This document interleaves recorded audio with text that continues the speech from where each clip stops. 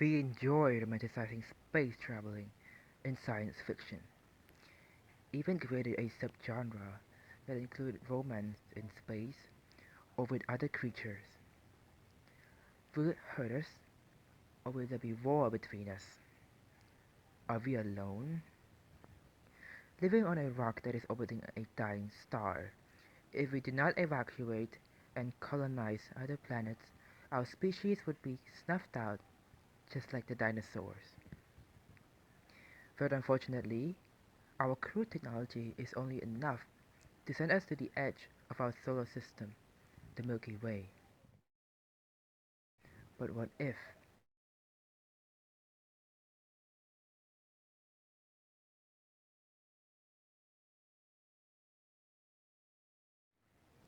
I'm Smanat Chan, a student of the New Generation School of Prasisawat High School from class 11 NCS B1, and today I bring you All Tommorrows, a speculative evolutionary book depicting a grim future for us humans who travel across the cosmos and evolve into different, barely recognizable species. This imagination-sparkling book was written by C.M Koseman and was published in 2004, before I was born. So, to summarize the story, to combat extinction from overpopulation and many other man-made catastrophes, humans pushed forward to colonize Mars. The human resident of the newly terraformed Mars soon evolved to a new human species called the Martians. By exploring Mars, the Earth was able to recover. The Martians was not happy. They wanted independence, and Earth rejected. So they advanced a 200 years of boring civil war with no heroic captain or selfless act. The war was done by robots, not people, and the ending almost put our species into extinction, which was why survivors vowed to not make the same mistake ever again. The answer to reuniting the human again was to create a new human subspecies capable of surviving in any new terraformed planets. Organized as a single state, they colonized the entire solar system and grew bored. Then reaching out far from our own local area, aided by artificial intelligence, these were the Star People. Evidence of strange animals that existed on planets where they should not be, such as a calcium-rich bone creature, and a planet full of copper bone creature prompted the Star People of a godlike being, an alien colonization that was more advanced than the new humans. A preparation for a future war was set, yet we weren't prepared enough. The masses were attacked by an alien species who specialized in genetic engineering known as the Q. The Q did not see the human as living beings, but rather tools.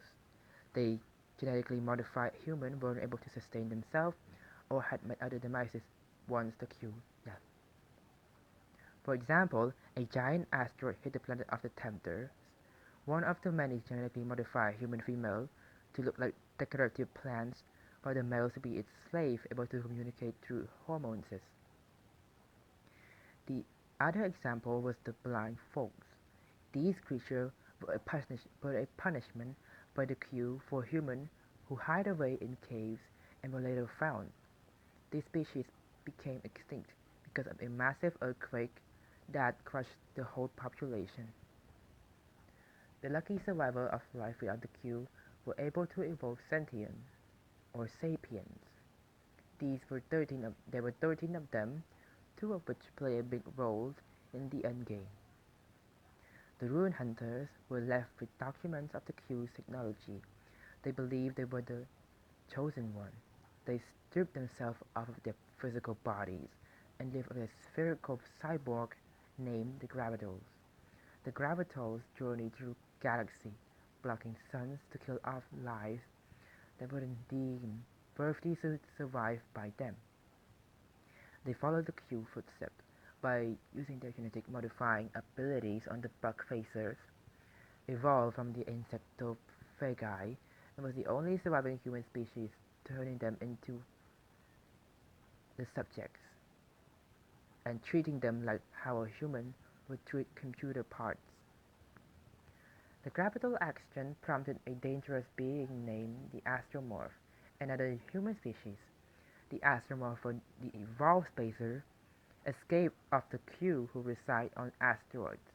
The spacer will easily overpower the gravitals and make them into the machine, a weaker gravital that will use as slaves.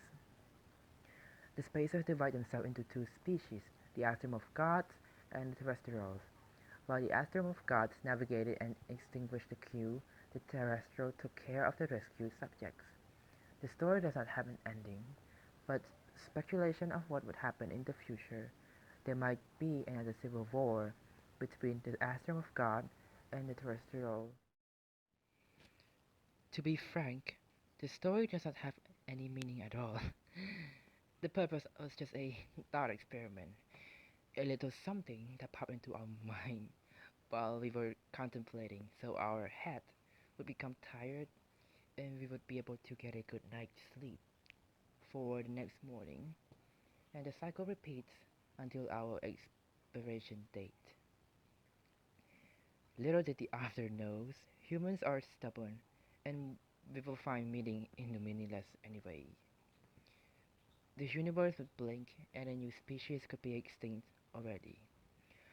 What we do might not matter as much as the ever expanding universe, but it is for us, currently living in this time frame.